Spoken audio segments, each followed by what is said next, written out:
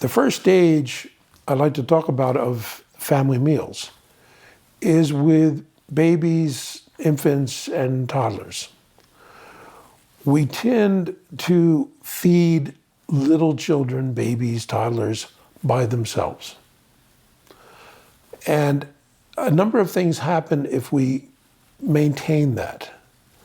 All right, if you will, children learn very early on to model from us if they're given the opportunity to have us kind of face to face with them, and where they have our attention, we have their attention, and they follow us, they look at us, they watch us, they learn from us. The sooner our kids start learning to model from us, the better and the faster many aspects of their development. Now, we tend to take for granted that kids just automatically develop, like magic. It is magical, but it's not magic. All right? It's a lot of pieces coming together that produce development. Now, just starting off with the little ones, all right? Simple things like learning to chew. All right?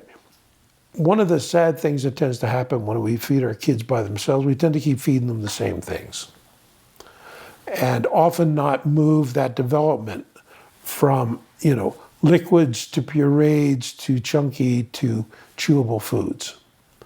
And if we're doing that, all right, with the kids eating by themselves, we tend to keep giving them the same things and not vary what they're getting, and perpetuating that development that goes and teaches them literally how to chew by watching us eat and chew, and by us giving them foods we're eating, it teaches them to chew. Parents don't really get how important chewing is.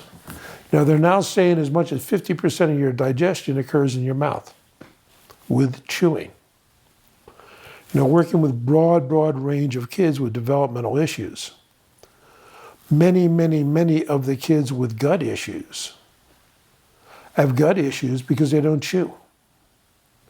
And they don't learn how to chew. And they go from liquids to purees to just swallowing. All right? And often that's because they were not sitting with someone else during meals and learning how to chew by modeling the chewing.